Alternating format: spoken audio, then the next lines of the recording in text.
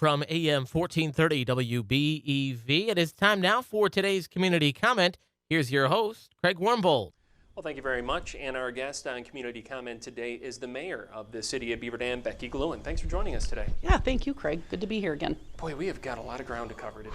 You bet. There's been a lot going on. There's a lot going on. It's exciting. I've got a list here of everything like that. We haven't had a chance to even really prep on what we're going to talk about today. Mm-hmm. You know everything that we've got to talk about. What is the top thing that you want to talk about here at the onset of the show? Of all the things that have, we've got microbreweries, a new TIF district, noise ordinance, start with what weeds, you want to talk about. Downtown revitalization. Yeah. Which one is the big one for you? What's the biggest thing that's happened They all in the are. last month? I mean, I'm working simultaneously on all of these things because they're all important to the community and moving it forward. And I don't think people understand, again, I don't think we have time to wait, and so we took on Energy's one on there that I'd love to hit as well. I don't have it on here. Right. Solar power you're talking about, right? Well, the whole planning, planning. The energy planning for the city. Well, why don't we talk there, because that's Sure. been on the list of things that we were going to talk about. Okay. And it always seems to kind of fall by the wayside.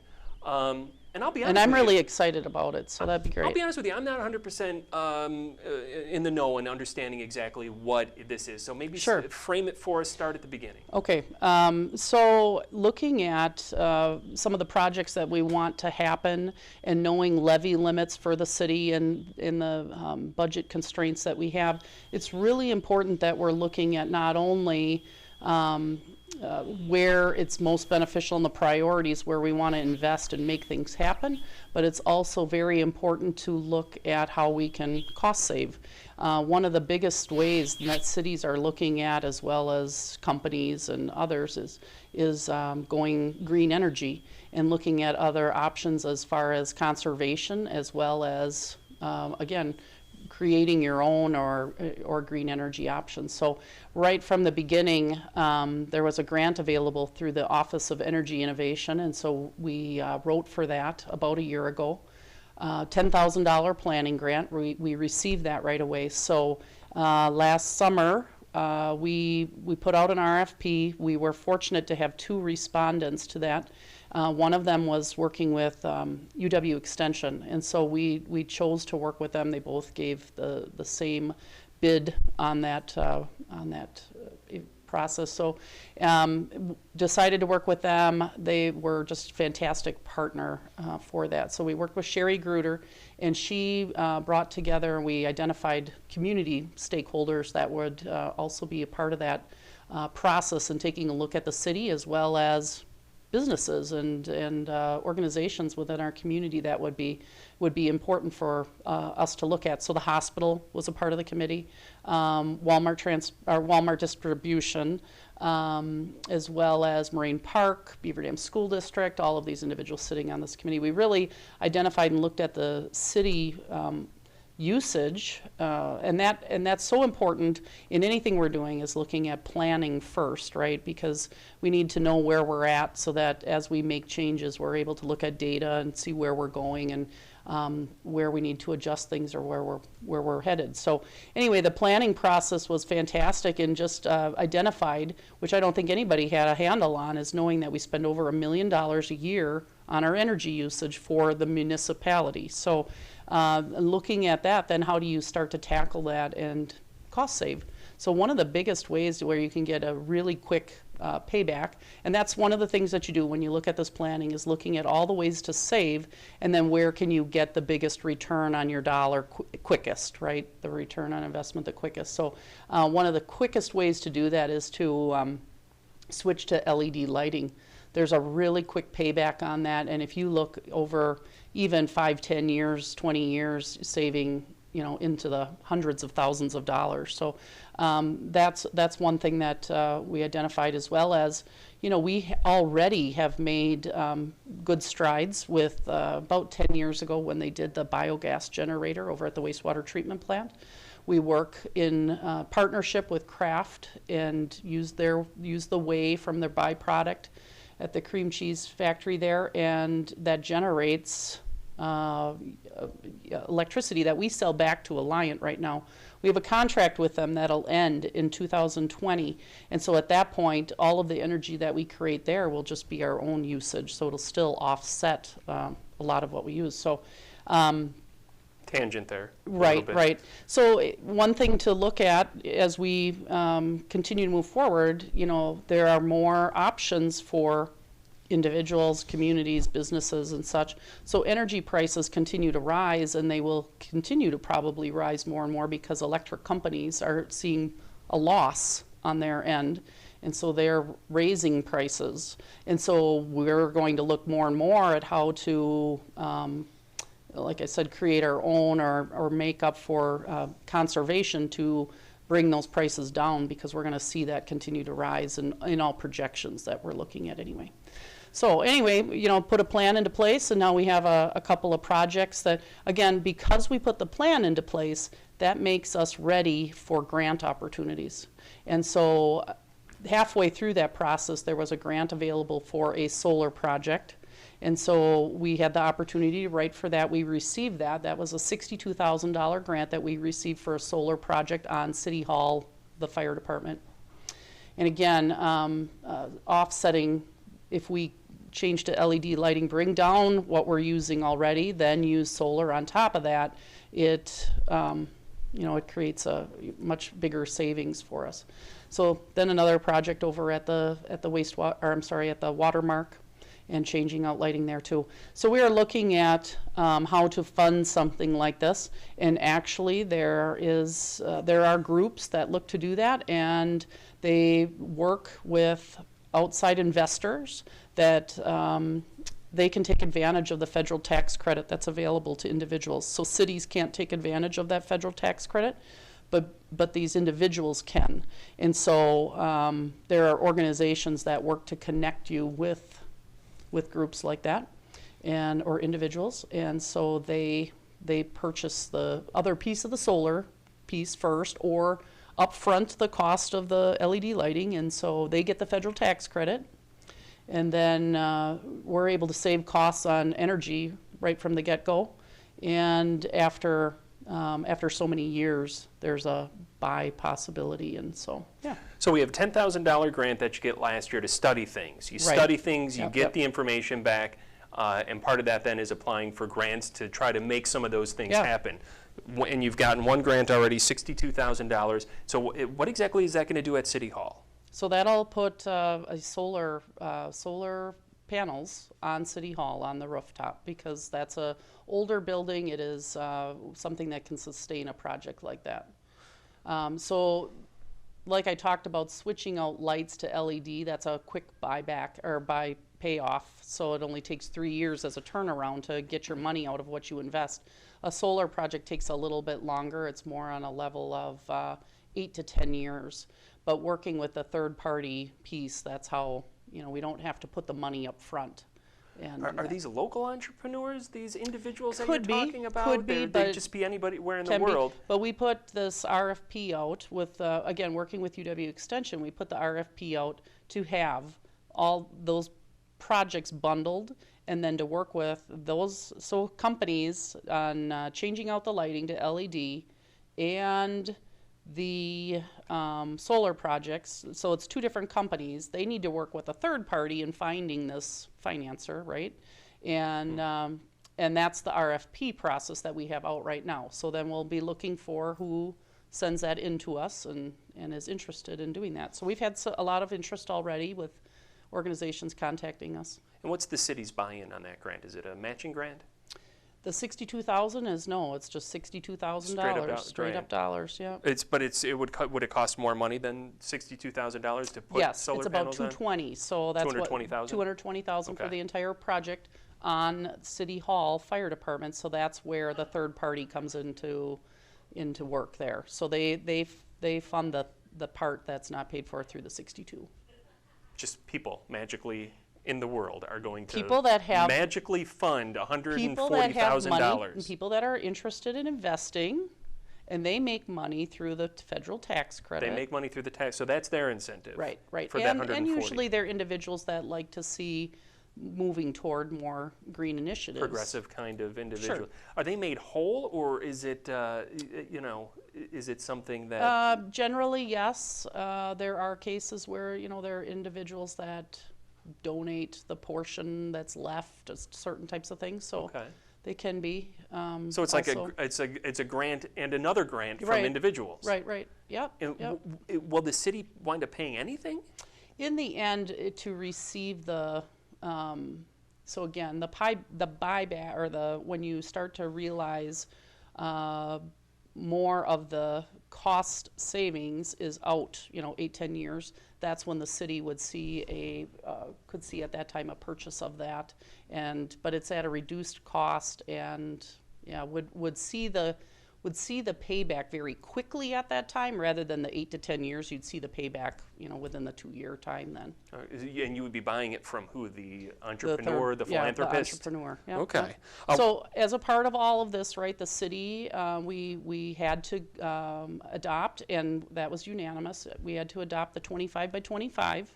That's something that's been out there for quite a while, where communities are committing to be 25% renewable by 2025. And Beaver Dam, we're going to be 35 by 25 for sure. We already have the biogas generator, which produces about 18 to 20% of our energy already by a renewable piece. So we're looking with these changes. We're being aggressive and saying we want to keep moving forward on this. And again, it speaks to younger people who have a big interest in making sure, in looking at how communities are using resources, how businesses are using resources. Businesses are really interested in it. Walmart Distribution Transportation, they have made an effort they're changing out all of their lighting to LED. It's a huge cost up front, right? But again, you get payback within 3 years because of the huge cost savings. So businesses, it's like it's cost saving. So everybody's looking at bottom dollar, and we need to be also. So another way, I'm just going to, Rob Minima over at Wastewater Treatment Plant has been very progressive in looking at this as well. And he had already been in the process of changing out blowers that are on the system over there, and that helps with the aeration of the water coming through the plant. Going back to the craft way. Just actually with the wastewater treatment just general plant. wastewater treatment. Yep, just with aeration, they have to have so much air to make those, make the whole system work as far as cleaning the water and the bacteria live and everything. Sure. And so he applied for a grant as well through Focus on Energy, and I can't remember what that was for, but it's a significant grant that he received as well, and to replace those blowers, again, $50,000 to $60,000 a year savings with probably a 5 to 6 year payback again. So we're going to see solar panels on City Hall possibly when? What's your estimated timeline? So the RFP goes out right now. They have until the end of June, and then to come back, and the City Council makes the decision. And then, so we're looking, July to have identified who we're working with. The project has to be done by the end of November because of the grant rules. Oh, okay. All right. Otherwise, we lose the $62,000. So it's do or die by November. Yep. All right. $1 million, you said, in what was it, energy costs that we spend? Yep. What number do you think we can get that down to with all of this? Well, I haven't looked at that close enough. I haven't analyzed that enough to say this is where we should be at. I just know, I'll bring that for you the next time. Okay. I'll look at it more specifically. I want to say, again, businesses are interested in this, and businesses are interested in being more appealing to younger people. When you're looking at job force and looking at recruiting individuals, they want to be more looking at how we're bringing people here as well. And so I guess I just want to support and say Rick Reed Chrysler is donating a hybrid vehicle to the city so that it's an electric vehicle, part electric, and they have put up electric stations at their place. And so in order to, again, promote that message, and for the community. So just want to thank them and thinking progressively as well and promoting that message. A lot of topics to cover on the program today. Maybe not one of the most important topics, but we only have a few minutes before we take a break, and I think it might be a short topic. There's been a change in the noxious weed ordinance in the city of Beaver Dam. Explain to our listeners what the change was and why it happened. Well, we've talked a number of times over the winter and saying, we really wanted to look at property care and just promoting people taking care of their property, community pride. And so we looked at a number of different things. So one of those things was taking care of grass and making sure that that was cut before it's a foot or two high. And so just the change was making it easier for Parks Department to take care of, and so that it would, by the time people are notified and everything, it gets too high. So if we can get it cut quicker, so that's the change. It's that it was previous 8 inches, and you were told that you had to get going, but now it's 6 inches, and makes the process a little quicker, so that they can take care of it if they have to. The concerns I had heard with this weren't necessarily the same ones brought up on the council floor, which were more environmental. I think it was Alderwoman Karen Nelson who said, we're requiring people to use their gas-guzzling lawnmowers now 25% more, essentially. But one of the things that I've heard above and beyond that was my dandelions grow the day after I mow my lawn. They're already 8 inches the next day. So 6 inches does seem a little. Well, it seems a little.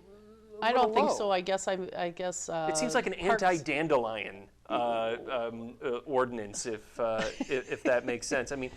Well, I think it's looking more at lawn overall. If you have dandelions that are popping back up, certainly, they grow back right away. That's not what we're looking at. So it's more of the entire lawn. I think if anybody's going over 6 inches on their grass, that is just hard to cut, and so you would know. It's not dandelions, it's your entire lawn. And so we have, certainly I know, if you've ever worked with John Newman, he's very good about, he knows if you're trying, and he's not trying to, we're trying to take care of problem places. Was this John's idea? Was this your idea? This is my idea, and he supported it, and he believed, that it had to happen as well. And overall, it's a whole thing. I mean, we have some other changes coming in ordinances to house upkeep that we'll be seeing coming up in the near future. See, now what is needed to be done there, not to tangent too much, because we've already in the last few years passed ordinances for house beautification. You can't have chipping paint. It seems like we're almost to an enforcement stage at this point with a lot of the beautification measures. That's a big piece, but there were loopholes that were a problem that we're tightening up. And so we're going to tighten up the loopholes. We are offering setting up individuals that don't have the financial means to do that. We have a resource for individuals, so that we've had meetings on that already, and we'll offer more of that opportunity for people to learn about that. I just think that, and then you're absolutely correct on the enforcement piece of that. We've had a number of discussions about that and figuring out how we're going to enforce that. Those will be further conversations. But we're trying, police department has to be involved, parks and then inspection services as well. It's a comprehensive issue. It is. So going into the break here real quick, when you talk about a loophole that needs to be closed, can you leave us with some idea of what it is you're talking about? I think that's all going to come up here at the Monday night meeting. Okay. Yeah. So that's on the agenda for this coming Monday. It's yep. Beaver Dam Common Council meets the first and third Mondays of the month. Typically, we sit down with the mayor on the final Friday, maybe final Thursday. Yeah. We're still hammering all that out, but it is a final Thursday, and we have an opportunity to sit down and talk to the mayor about not just energy savings in ordinances that govern weeds. The noise ordinance recently passed. You've got a new microbrewery coming to town. You've proposed a new TIF district around the mall, and then there's the ongoing downtown revitalization issues. We hope to get to all of those topics and more when we return here on Community Comment with Beaver Dam Mayor Becky Glewen after the break. Time now for more of today's Community Comment. Here once again is your host, Craig Warmbold. And our guest is Beaver Dam Mayor Becky Glewen. And we're covering a lot of ground today, a number of topics, lots of things going on in the city of Beaver Dam. The big announcement this month, one of the big announcements maybe you could say, is the word that what's that? Oh, sorry. No, what did you think it was going to be? I was going to say Ooga Brewing. Ooga Brewing, all right. And that's how you pronounce it too, right? Yeah, it is. So a microbrewery in the city of Beaver Dam for the first time in how many Yeah. years? I don't It's been know. since the It's a long time. 1950s, I want to say, when Ziegler finally left and everything. Yep. What does that mean for downtown revitalization? Oh, super excited about it. It's just it's a catalyst, for a whole lot of other things that can happen there, and we're seeing that. We're seeing other interest. This is something that was already, in the works last summer, and we knew of the opportunity through the WEDC, the Community Development Investment Grant. And again, taking opportunities as we see them and writing for those. So we had a lot of different meetings with a lot of different people. And initially, the application went in October. And at that time, WEDC said you can write for 2 projects because it can be up to $1 million. So they usually do about 250 or 25%, so 250,000. So we were going to double up 2 projects and be still within the million. And so then we put that in October. It took a couple months. They got back to us and they said, oh, no, the decision was you can't do both, so you're going to have to choose a project. Ooh, what was the other project? Well, the other project was just a remodel, renovation of a building with apartments up above. Okay. And so Downtown, anyway, obviously. Yeah, downtown. And so, so it wasn't any question on what we were going to do, but that had to be rewritten then and resubmitted. So that didn't go in until probably because of the timetable and the holidays, it was like right after Christmas or beginning of January went back in. Then you have to wait a few months again. And by the time that notification, it was April. And then the Metzes were gone on our winter. That's the owners, Jim and Ruth? Yep, Jim and Ruth Metz, yeah. Okay. And Who so also they were own Animart, if I'm not mistaken? Right. They own Animart. And they're yep. Beaver Dam residents. And they are Beaver Dam residents. And they said what to you if we want to bring a microbrewery, we want to see revitalization in the downtown. What is the idea you got from them as far as what they were? This is before I was mayor. We were working on the Downtown Beaver Dam Inc. group, and there was a visioning meeting, visioning session. Kay Stelflug ran that, and I think the Connect Communities from the WDC was running that. And so we were all at that meeting, and we were brainstorming, things for the downtown, how to make those things happen. And Ruth put up a suggestion. It was not about the brewery, but another suggestion. And I leaned over to her and I said, I'd like to work with you on that. I think that's a great idea, and I think that would really get things started. This is before I was mayor. And so we started conversations, and we started talking, she and Jim and myself, and then it turned into a few other people on brainstorming for what was really needed. Ruth is very creative. They both are amazing business owners, and look at what they've created with Animart, what they started with. They started real near to the downtown in a small little place, and it's really grown. They're continuing to look to expand.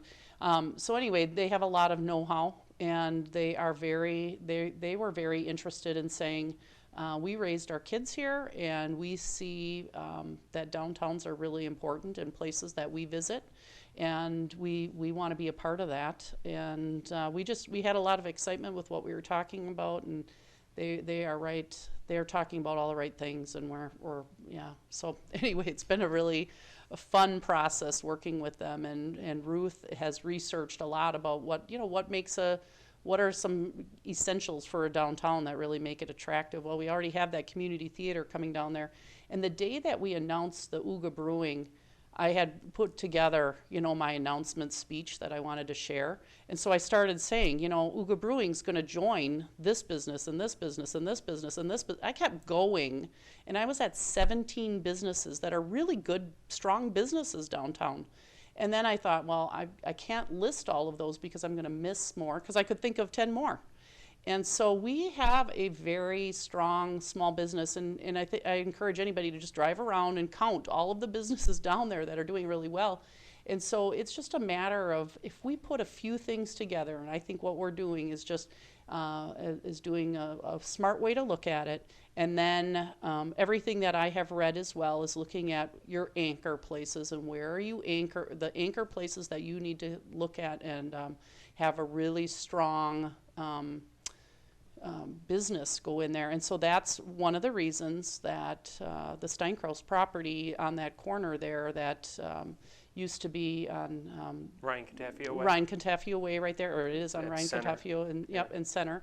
And so we looked at that was essential to making this whole happen in the downtown, in the community theater piece. And so, and working with Zach Benedict as the architect, I mean, he kind of laid it all out and saying too, yeah, this would be, this is kind of your the vision to move forward. So they're helping to make that happen. So the Steinkraus property was the first place they looked, and then they wound up, do I understand You that mean correctly? for what they purchased? Well, you mentioned the Steinkraus Yeah, I'm property. sorry, just because that's an anchor piece in the Oh, I see. downtown to develop. So I get the idea that Jim and Ruth weren't necessarily like, hey, we want to open a bar because, that seems like something fun to do. They wanted to do something that would result in downtown revitalization, and they, along the way, discovered that a microbrewery might be that anchor. That's the idea I'm getting from you. Would they have done this, do you think, maybe this is a question for them, without the downtown revitalization efforts that are going underway right now? Oh, I would definitely ask them. I don't think that anybody's going to put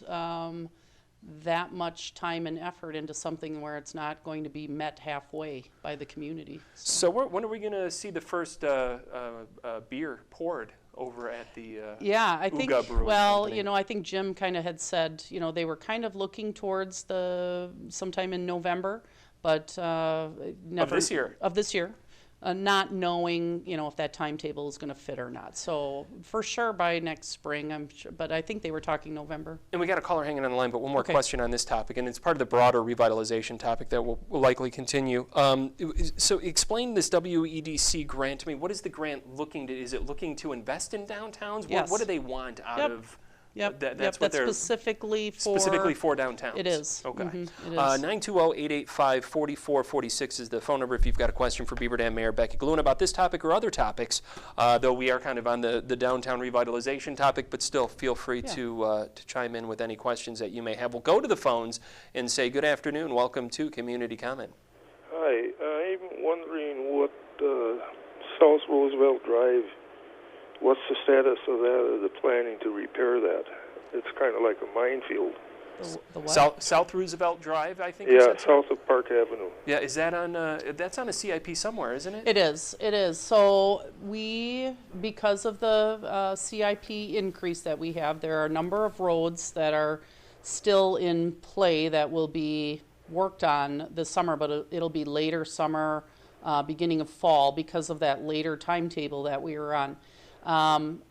Assuming that council will still approve and get behind further repair of roads, Roosevelt would be next year. We couldn't tackle that this year because it is we have to look at every road and look at all of the things concerned as far as infrastructure and things and making sure that we're taking care of any type of pipeline or anything that's around or electrical issues. And so some of those that need more reconstruction effort have to be put off, and that we're tackling then next year and making sure that we absolutely know that has to be on there. And I was really pushing for let's get part of it done this year, but really the decision was made because it was later in the year up for us getting out bids that cost-wise it would make more sense to have better planning and to make sure we're rolling that out right away at the beginning of next year and getting that. But that would be on the docket for next year. And that's a problem that you found, thank you. I think, with this new CIP borrowing that you did that went above and beyond the 1.6. You got the extra money for streets and everything like that, but it happened so late in the year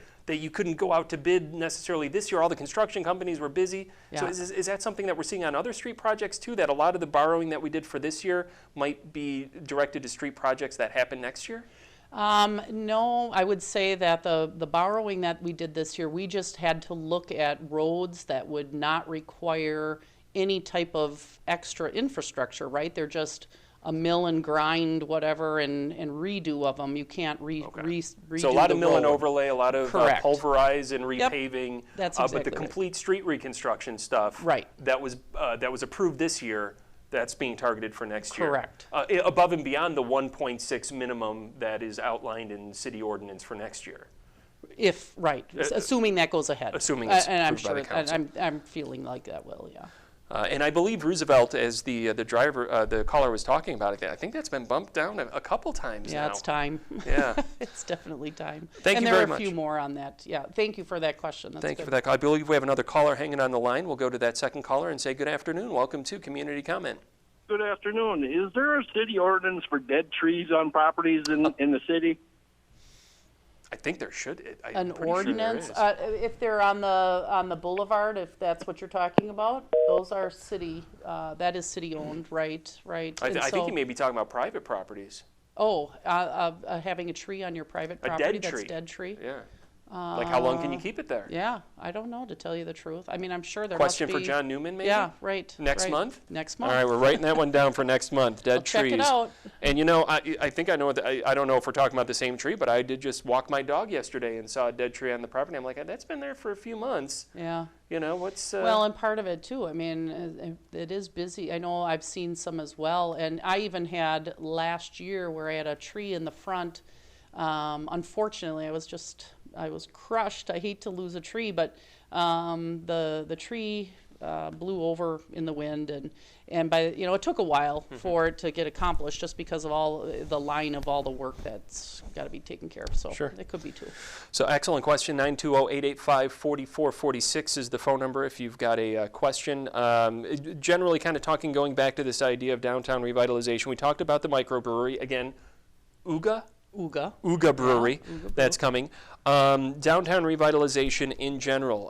The last time the trees were brought up in committee, there was some discussion about where to place them. Where are we going to see trees now in the downtown? Are they going to be on Front Street? Are we going to see something this year? Well, assuming that council now approves so we're putting through the CIP spending through committee, the Community Development Committee. And so they're the ones that first approved it. I do believe it went to the Operations Committee, was approved, and so now it'll go to the City Council, Common Council, as a first reading Monday night, and then a second reading on the 18th. So, assuming they approve that, yes. So that would move forward. We didn't want to put it out the approval too soon, because we want to make sure that that's fall than in the middle of summer. And we'll see flowering pear trees. About a dozen? 18? I think there should be 17. 17 on primarily Front, but also a couple on Spring. Nope, not Center. on Spring, just on Front Street. Just on Front Just Street. on Front, but it'll be in the 100 and 200 blocks, so down by the theater and then the second block of Front Street. And in the lifespan, what are we thinking about? Well, it's hard to say, so John Newman had said, well, the latest he had seen was 10 to 15 years. When I spoke with, I've spoken with Oshkosh, they said there's our 10 and they're doing fine. I did speak with McKay Nursery. They've put them in Waterloo and they haven't had any problem with them either. They're looking at 10.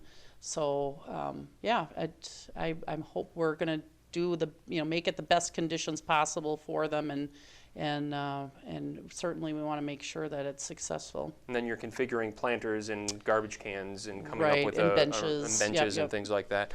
920-885-4446 is the phone number if you've got a question for Beaver Dam Mayor Becky Glewen. We'll go to the phones and say good afternoon. Welcome to Community Comment. Good afternoon. I'm going to reference back a couple of shows that you've had in the past about people calling in with suggestions for this walk-through area from the community theater Front Street. Sure. Don't you think you could save a ton of money if, like the suggestions were, just make it a walk-through and not worry about a 9-foot wide, maybe frame out a door in the front and the back 15 feet wide? Well, certainly that's the committee is, taking a look at all of those options. So that is something that, they've been talking about, all different options. I think one of the things that they are looking at, because of just what you're talking about, is saying, well, if it's going to cost that much, maybe we should look at this other option of making a walkthrough in a different area, different building. And so costs a lot to demolish it. It does. It does. Yep. Okay. Right. And, Hey, when we were talking about the Hartford walkthrough, you had mentioned that people couldn't find it. Well, it wouldn't take a couple $1,000s worth of signs to have, Front Street this way, community theater that way. And people could find their way through rather than punch this big hole in the middle of the downtown area you want to revitalize. Well, I can share a document with you that shares actual walkways through buildings, and it's really not a bad thing. It's actually very attractive and very a plus as far as it allows outdoor seating, and it's something that people actually want, and I've seen it in many other communities. I know, yes, I did mention about Hartford. It didn't. I'll tell you, I don't think, as far as I've known, and when I've talked to architects anyway, is saying that signage. You need signage, and that's a good thing. People don't generally look at it and read it, but we'll have to have signage. It's just. If you were to do a walkthrough, you would need signage. Right, right. What way are we leaning a particular way right now, or are both of them on the table? Really, what I've stepped back and doing is saying I need a visual representation to share with the committee so that they have a better idea of what to go from. So I'm looking at that right now. So both of them are on the table. Yes. It's possible we demolish a building. It's still It's on the possible table. we do a walkthrough. Yeah. It seems like the Community Development Committee, which has been looking at this, has had it on their agenda a few times. There's really been no action that's been taken. You're looking at a couple buildings.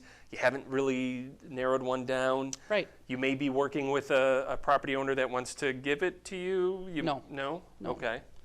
No. Okay. And so, but I think for all of the reasons that the caller's talking about, it costs a lot. So let's take a look. What other options are there?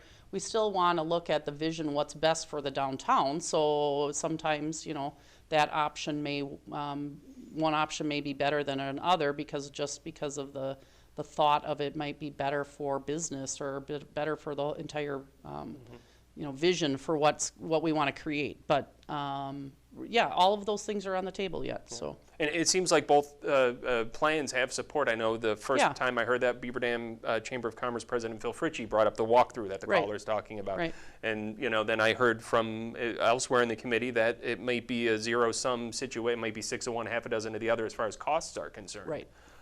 Is that the latest? Is that accurate? I can't remember where I'd heard that, but it may be just as costly to bolster some of the upper floors and keep them in place or something like that. Exactly. And the other thing is what you're talking about, creating a walkthrough through a middle of a building then, and who's the business that wants to allow that? And so, so they want to know what is this really being created into, so that they have still have a building that. Oh, it wouldn't just be an empty. I assumed it would be an empty business, and you just gut the first floor, and then there's dead space up top. Well, so no, it would be a business could be used on the second floor. Oh, okay. And so, do they want to have their business gutted on the bottom? I see what you're saying. Yeah. So there's a vision of what that would look like if you took a bigger building and then created enclosed space along each side for small business. Some of the buildings are just too big for what we do business like nowadays. So if you could, and that's the visual that I need to create through some means. I haven't figured out how to do that yet, or who to work with on that yet. But I think we need a visual so that people can make that decision of on both options. Yeah. And caller, it sounds like you're endorsing the walkthrough option. Oh, definitely, because we could save how many thousand and then stretch the 540,000 for this year a little bit further. Yeah. Right. And I mean, I'm not saying that stretching the dollars isn't a good idea. It's again a matter of, can you find someone that's willing to do that? And conversations that we have had with maybe a business that might be willing to do that is, are you going to put enough money into it to actually make it nice and make it a good thing? So just to say we're going to do it as cheap as possible, a business owner doesn't appreciate their building just as cheap as possible. We're going to, we do have to put some money into it. So I don't know.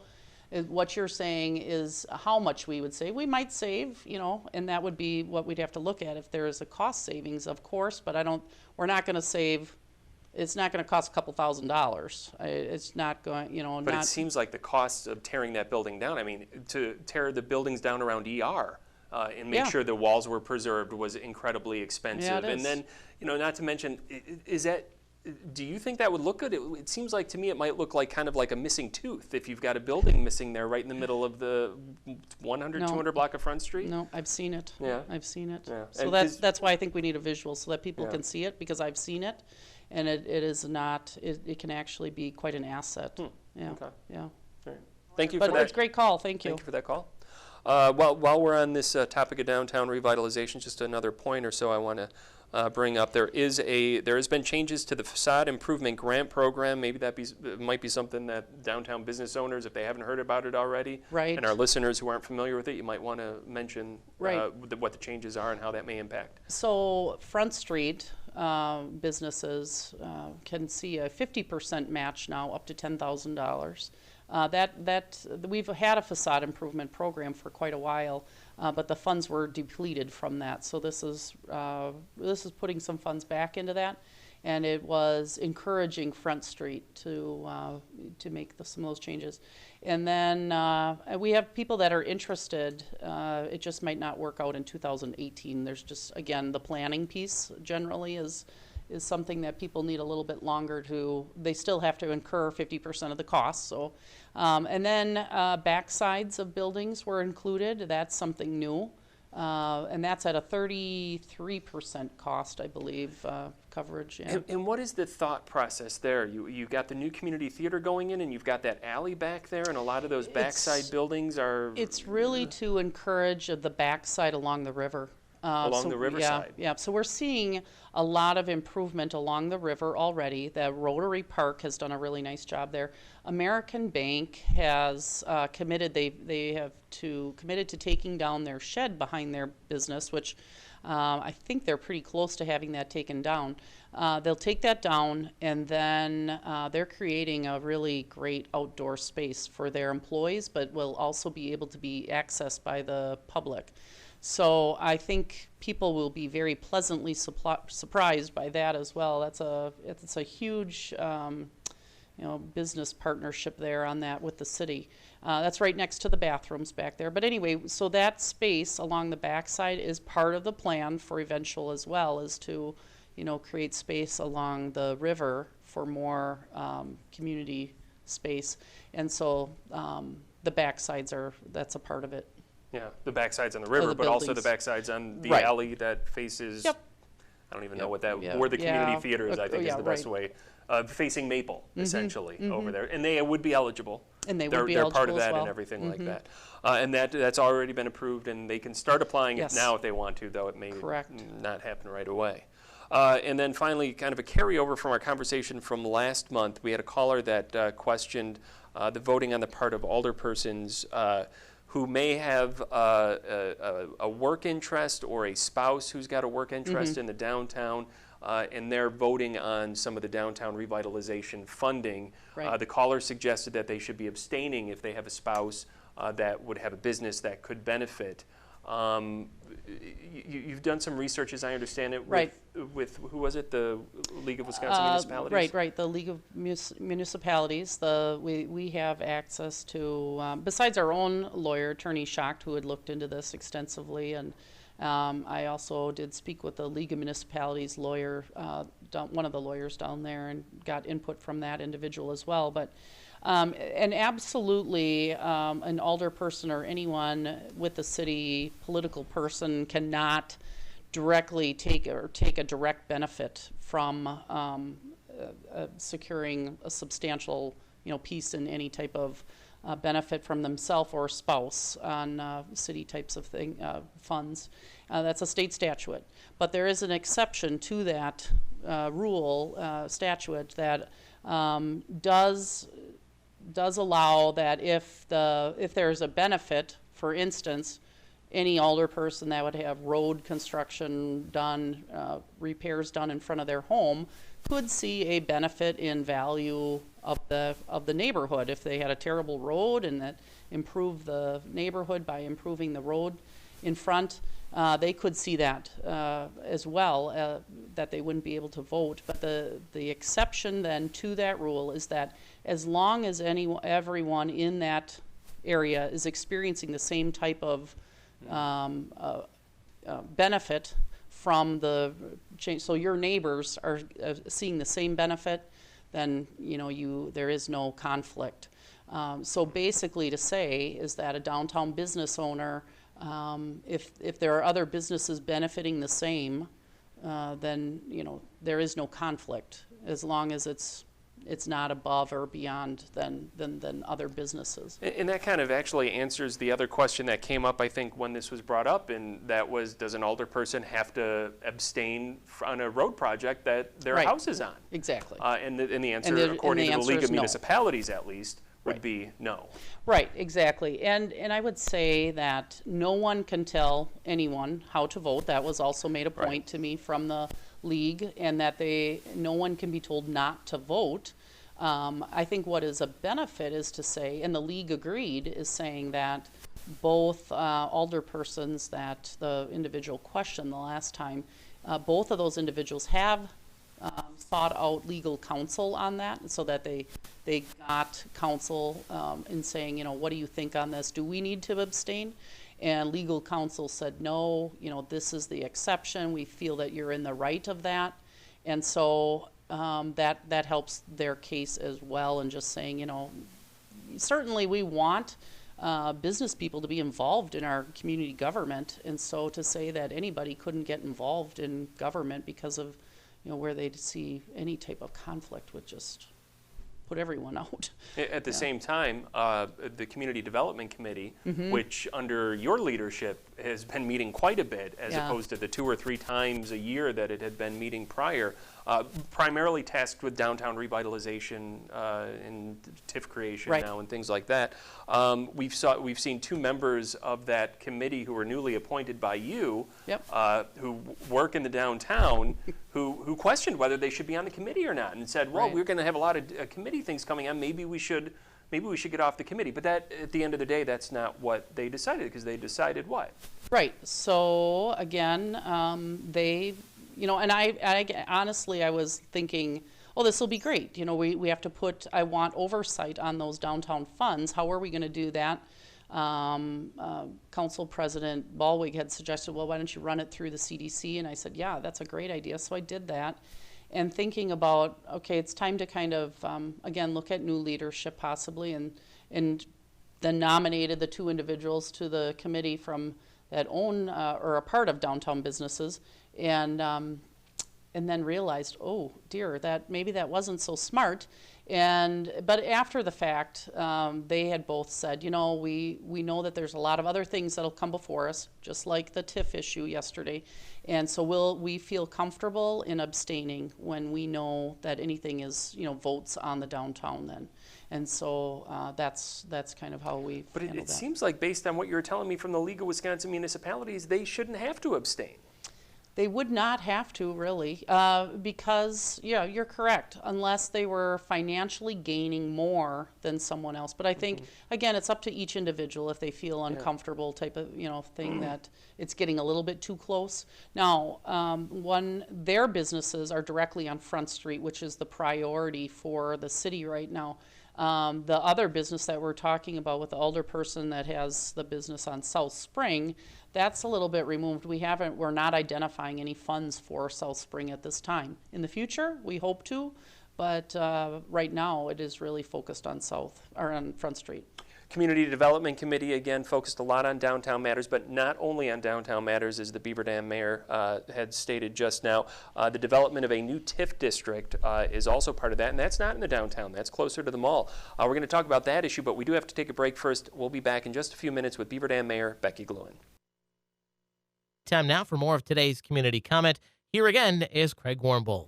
And our guest is Beaver Dam Mayor Becky Glewen. The phone number, if you've got a question here in our final segment, 920-885-4446. We want to turn our attention from the downtown closer to the north side of the city, where a new TIF district is being proposed. Is this your idea?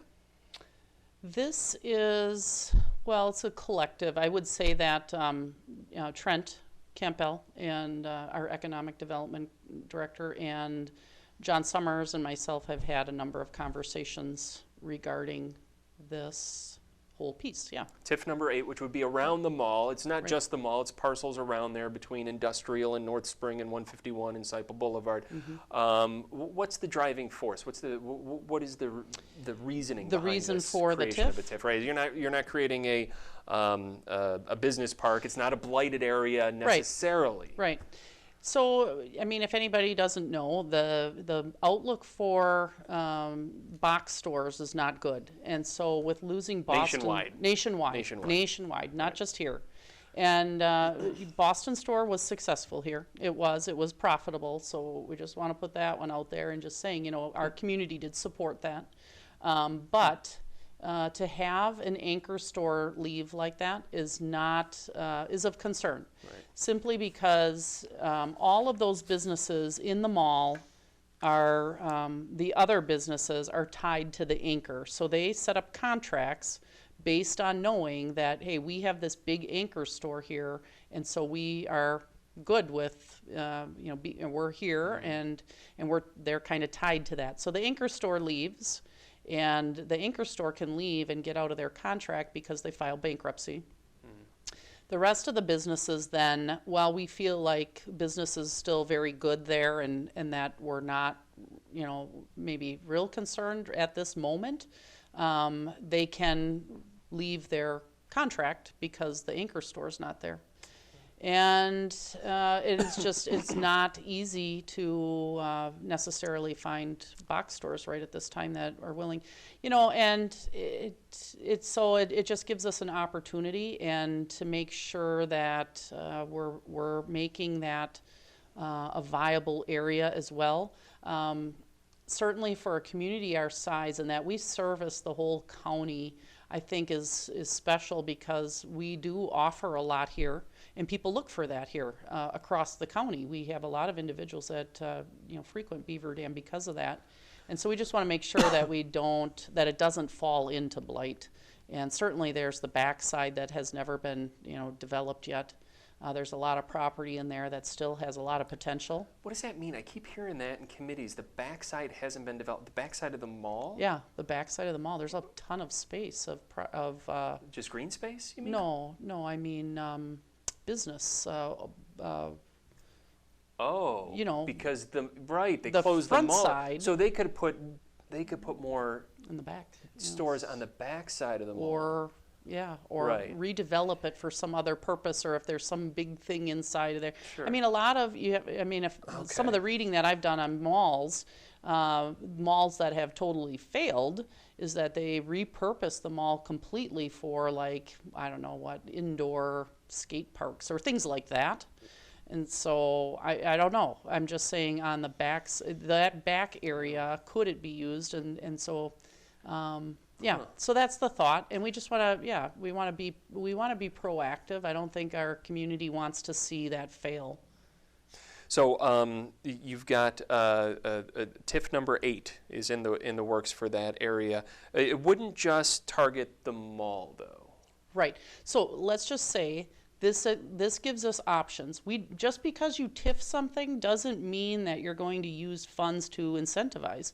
We decide if a project comes and we really like it and they can't make the numbers work, and we get all of that information up front to say, well, where is this, and then also to say, well, this would be something that would be really good for our community, or no, that's not going to get us any value. So no, we wouldn't incentivize that because we don't believe in it or think that it's necessary. So the other piece, just because there's properties in the TIF does not mean that they are receiving funds. So right now there is a property development that's looking at building in that TIF, and so that right now it's blank land. So that property development would develop, and all of the tax increment then could be used for the future of that TIF and incentives. We will not incentivize apartment buildings. So that is not something that would be incentivized. And you could choose to do that. Correct. Without fear of picking and choosing or anything like that. So in terms of incentives, what types of incentives are we looking at? And just by saying you wouldn't incentivize apartments doesn't mean you wouldn't incentivize residential developments. Correct. Right? Correct. Okay. You know, and then there are times too where I know in the past the city has incentivized, or not incentivized, but worked with subsidized housing. You know, if you're going to build to keep rents very low for individuals, if you're going to do that, the builders oftentimes need that piece. And there's available programs through the state to help with that as well. But cities then will sometimes help to make the gap work, and so that they can provide housing for individuals that need the rents to be lower. So we would do that, or we wouldn't do that? Right now, we are not looking to do that. Okay. Okay, so, but again, if some project came up but right now, no, we are not searching that out and looking to do that. What are we looking to do? Where do we want our incentives to go, and what are those incentives? Well, that would be, you know, again, if we found something that to make that mall work, that would be, and it has to be something that we find very interesting, that would be really an asset for our community.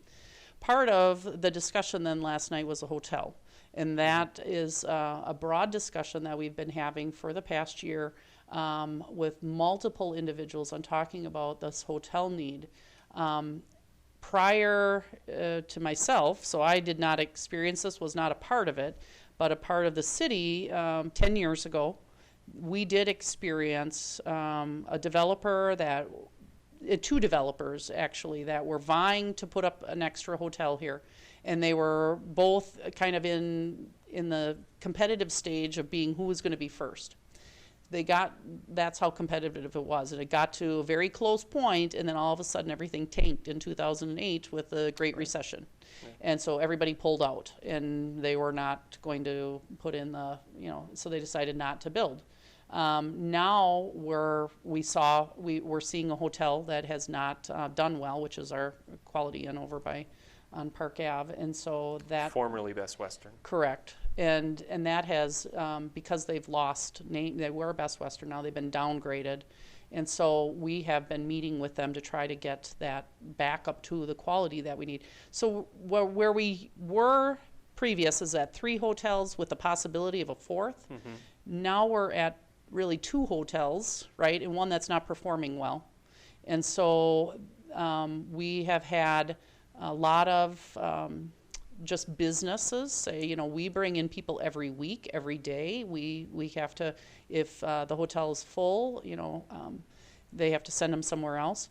But the other piece is that we feel a big part of what Beaver Dam can capitalize on is our central location. We're really excited about being able to attract the Fond du Lac, Oshkosh, Appleton, Milwaukee, and Madison areas to a central location for gaming. And so we are very fortunate with the high school build-on for the field house in thinking about how could we, you know, and the school is willing to think about this as well and think about how can that space be used to bring in new types of tournaments or things that create overnight stays. And in fact, they were approached, and this was last I can't remember if it was last summer or so, but they were approached about this, and they said the Beaver Dam has everything needed except we don't have enough hotel space, so they chose not to come here. And that was a 3-day type of event. So anyway, we know that there's a need. Hockey, the Hockey Association is telling us, you know, we have hockey tournaments coming in here, and we hear it all the time. People are complaining they have to leave, and so we want to tap into that. We want, of course, and then we're seeing. So we've added the gymnasium that can handle a lot more. We're hoping that the soccer fields will also bring that, right? Springbrook Farms is, if you haven't been there, you should go check that out. That's going to be an incredible wedding venue, and to me personally, I feel like that could really attract from Chicago and it's an incredible property. You can go to dailydodge.com and find out a lot about Springbrook Farms, by the way. We've got especially under our video tab, you can get video. I'm sorry, I didn't mean to interrupt you there. So are we talking about our hotels? Is there an actual hotel that is looking at Beaver Dam, or is this the idea of a hotel? No. So what can you tell us about it, Mayor? What's so everything you can tell us about it? Well, what you heard last night, that's about it. That's about it. Yeah, okay, you're not naming any names. No, not naming any names. Is it a motel or a hotel? It is a hotel. Okay. I will tell you that. Got a caller on the line. Okay. We've been very patient. Thank you for waiting. Good afternoon. Welcome to Community Comment. Well, hello, Mayor. Hello. I have a question. Did the city reinstitute their sidewalk police patrol? So yes, in fact, we have extra help this year. So that is one area where Richie Piltz, he heads up our engineering department, and he is running crazy, and especially with all the road projects and such. And in the past couple of years, we have seen a need for that. So we have a couple of college students that are helping with that this year. Okay, because I saw a spot marked on my mother's place, and it isn't just a spot. I mean, they sprayed a circle as big as a basketball and filled it in. And I was just wondering, we still have hundreds and hundreds of properties in the city with 0 sidewalks. Instead of rehammering on the people who do have the sidewalks, could it be looked at putting sidewalks in every place so everybody is equal starting there? Well, that's a controversial issue. It is, it is. Yeah, you know, that comes kind of from council leadership, and if they want to tackle that, I don't know if they will or not, to be honest with you. You know, as far as taking care, we do absolutely have to take care of the sidewalk properties that are already there. I know, you know, others don't have it, but I have had people contact me about those trippers and people falling and getting really hurt, and so it's not something that we can just say, well, you know, we're not going to take care of those things. We do have to upkeep on that. Yeah, I know. So I really haven't started to really hammer on that question about sidewalks yet. You know, there has been moves in the past 12 years I've been covering Beaver Dam Common Council and other communities where there's been attempts to put a mandate in city ordinance that would require new sidewalks with reconstruction, or you know, or something.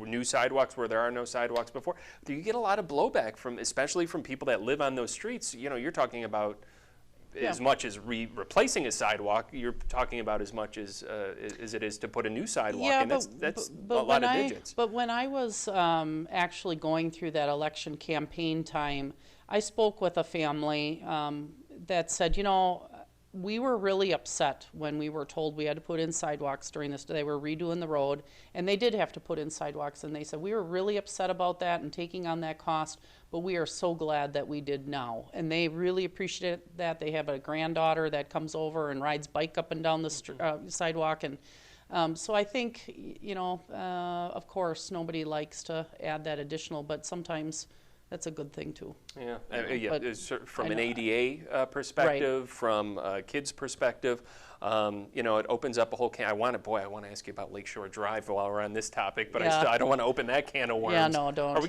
gonna see Lakeshore Drive reconstructed though anytime soon? Not anytime soon. It's going to be off in the horizon. Off on the horizon. Thank you very much for that question, Carla. You do want to just touch on a few more points with TIF 8. So when we're talking about incentives, we're talking about what? Land giveaways. We're talking about tax breaks. What are we talking about? Well, in this again, TIF those 8 are area? all just very, you know, every situation is different. You know, you can give low interest loans, you know, there's just a variety of different things that, you know, you're mentioning as well that can be a part of the infrastructure types of things and help, and tax breaks, things like that. Again, we're not really looking, there shouldn't be, as the individual there last night from MSA said, there's not a lot of upfront costs that because there already are roads in there and such. So there's not a lot of upfront costs. So what we can gain right from the get-go will be helpful to offer, you know, hopefully incentives to help keep that mall. Use the TIF dollars primarily for incentives. Now, it's my understanding with the TIF, you could reconstruct roads within 1.5 miles of a TIF border. Right. So is that something we might see as well? So, yeah, there's been some conversation about that as well because of the condition of the roads back there. So, that might be a future thing that we need to look at, too. You know, again, a busy month in the city of Beaver Dam. One of the big issues that brought, I would say, more people to council chambers than I've seen in a long time, and there's been people coming to council chambers a lot. Yeah. And that's the noise ordinance that that passed that sets 6 a.m., 11 p.m. to 6 a.m. is quiet hours essentially in the city of Beaver Dam. For the first time, the ordinance is the same except for the addition of those quiet hours. Right. First of all, your thoughts about the noise ordinance as adopted. Personally, this is me speaking personally. Becky Glewen, living in my house, I researched and I found, I looked to see what other communities did when they were in this situation. Our communities tend to not put in noise ordinances until there's a big problem, right? And so I called a number of communities to ask, what you have this noise ordinance in place. A lot of this is because of outdoor music venues. That seems to be a growing thing. And so I could not find any community that allowed past 10. I like to go to places that have outdoor music, and I find that that's fine. Personally, me again speaking as a resident, Becky Glewen living in her house, I like it. I like my quiet time, so I did think that was appropriate, and I do feel like weeknights that's appropriate to be a little bit earlier than that even, because otherwise it continues to, people are making money, and that's the entrepreneurial spirit, and that's great, but we have to work hand in hand. And so I would say weeknights, that made sense to me to limit that a little bit more on weeknights as well, taking into consideration everybody, not just business, but from the homeowner and what I would like. And but council didn't feel that way. They wanted it all across the board, and they were very, what I felt was lenient, and I said that because it was until 11, and I just did not find that anywhere, and I didn't find any community that allowed that. Not saying that we can't. Certainly there's the group of individuals that are passionate about playing music and doing music and going to music venues, and they wanted longer maybe than 11 o'clock. But to me, myself, I thought personally that, 10 o'clock was a good time. But it's 11 o'clock. Is this something that you could see being readdressed in future years? It could, yeah. It's a very difficult topic. And like I said, I called communities, and when I spoke with communities, I spoke with a chief of police from Sister Bay, because I was up in Door County and I noticed a lot of outdoor music at that time, which we loved, again, but I was like, well, how are they doing that? So I called up there and spoke with them, the chief and deputy chief. They were great people to talk to, and they said, we feel for you. It's such a difficult topic. It really is. And so, they've struggled with it in Madison. And so if Madison is 10 o'clock, Sun Prairie is 10 o'clock, I felt like 10 o'clock, was reasonable. But and then the Door County, that's all 10 o'clock as well. So anyway, yeah. I guess they can readdress it at any time. So just, you're throwing your opinion out there. Permitted events like Jam by the Dam and Lake Days, and we used to have the American Heroes Music Festival. They go till 12 o'clock sometimes. Right. Are you okay with the events like that staying kind of special how they events. are and everything? Special events staying how they are. We do have a caller. It's 2 o'clock. We're supposed to sign off, but you've got nowhere to be, I'm sure. I don't know. I think I do have, but that's all right. We'll throw programming out the window, and we'll say, let's take we'll take as many callers as we need to. 920-885-4446. I'm sorry. Good afternoon. Welcome to Community Comment. Yes, I have one question for Becky. You put a noise ordinance in for people having parties or whatever. What about the noise ordinance for vehicles with a loud exhaust that zoom by your house every night? Yeah. I mean, years ago you could not do that. They'd stop you and give you a ticket. And now they seem like everything that runs by our house has got loud exhaust. Not just exhaust, but the bass, in some of those cars and everything like that. The laws are already on the books for that, aren't they? They are, and that's what I was just going to say. That's enforcement. And so I have talked to the police department about that. I would like to see that enforced. Anyway. But that needs to be enforced, yeah.